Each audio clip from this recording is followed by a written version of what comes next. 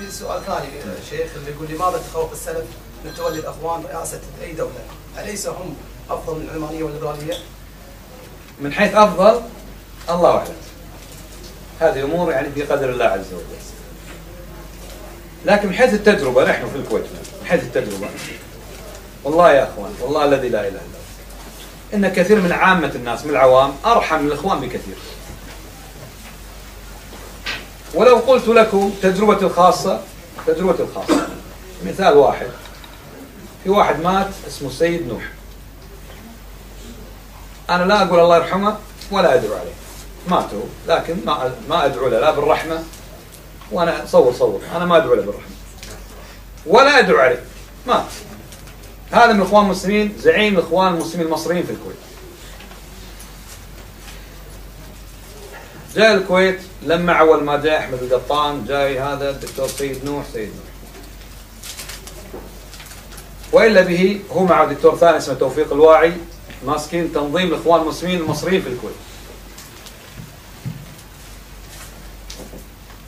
اخوكم مساعد سالم مساعد الطويل سجلت بالدراسات العليا في كليه الشريعه. تسلطوا علي هؤلاء منهم سيد نوح اللي انا لا ادعو عليه ولا ادعو له، امره الى الله عز وجل. تسلطا. المهم عملوا لي حركه سيئه لازالتي وتفنيشي وفصلي من الجامعه. قمت اروح يمين شمال، وصلت الى دكتور الله يمسيه بالخير اسمه نادر الجلاد. كان ذاك الوقت عميد كليه القبول والتسجيل دراسه العليا، بعدين صار مدير جامعه. لما نظر الوضع ايش يفعلون فينا، تدري شنو قال؟ قال سبحان الله ما تجينا شكاوى لا من كليه التجاره لا من كليه الحقوق لا من الهندسه الا من الشريعه. بس انا الشيء المتعجب منه يقولوا ان هذول لما يظلمون الناس شلون ينامون؟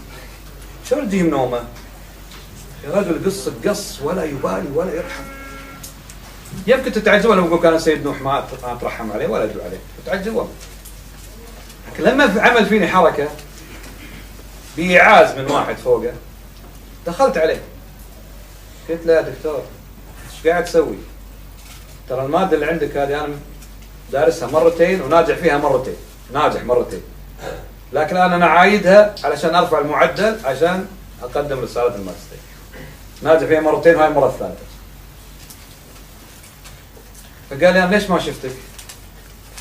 قلت له لانك كنت تدرس الفصل هذا درس بنات وكل الشريعه ما في حضور بنين وبنات، فانا ماخذ الماده اسمها قراءات. قال لا، كان المفروض انت تراجعني. قلت طيب هذا انا الحين مراجعك. قال لا الوقت خلاص راح، 20 درجه حتاخذ فيها صفر. ان خذيت صفر اخذ بامتحان 80 من 80 ما استفدت شيء، لان اصلا انا كنت جايب 80. عايد الماده ليش؟ علشان اجيب اكثر من 80 علشان تاهلني اكمل الدراسه. هوني قال لك لا انت صفر. دكتور الله يرحم والديك تكفى طلبتك ما يصير لا تسوي فيه كذي. قال لي امسكوا انفسكم. قال ما عنديش الكلام ده بشراسه. ليش؟ قلت له انا ذو عيال وعندي زوجتين وعندي اطفال ومديون والمقاول بايقني وانا طالع بعثه ترى 20,000 دينار راح ارجعها للحكومه اذا انت سويت فيها الحركه. ارحمني ارحم ترحم.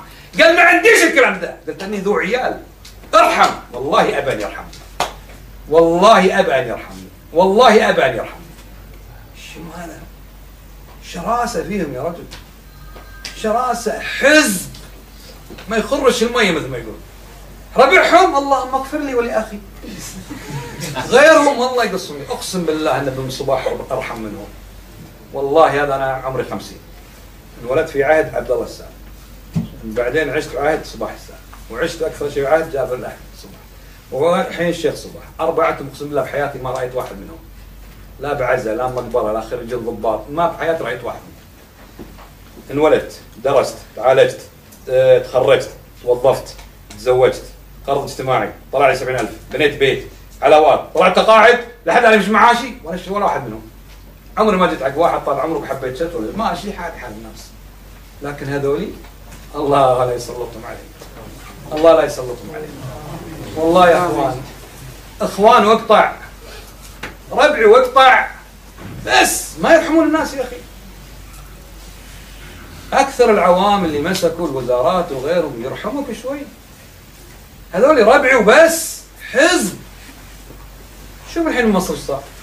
ليش الناس الحين تكاد تطلع من جلده؟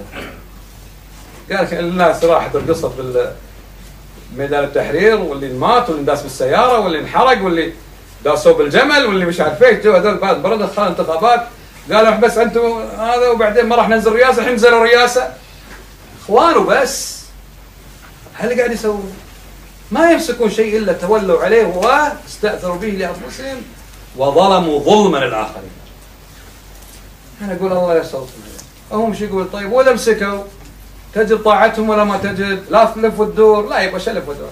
يبغى اذا مسكوا صاروا حكام وهم مسلمون، نحن على نفس الوتيره نسمع ونطيع حتى لو كانوا اخوان. هذا دين الله يا اخي. هذا الله يبتليني مثل ما يتسلط علينا وزير ولا رئيس قسم ولا مش عارف ايش، اخواني صار رئيس حكومه اخواني، شو نسوي؟ نسمع ونطيع. لكن نسال الله ان لا يتمكنوا. كما قال الشيخ صالح العيدان، مش سالم الطويل. وين الحيدان وين سالم الطويل؟ علما وقدرا وسنا. الشيخ قال اسال الله الا ينتهي، الا يتولى الاخوان المسلمين السلطه. اسال الله. وانا اقول لك انا اقول امين، يلا ما نقاش. الشيخ الحيدان يقول انا اقول امين. هذا المشكله.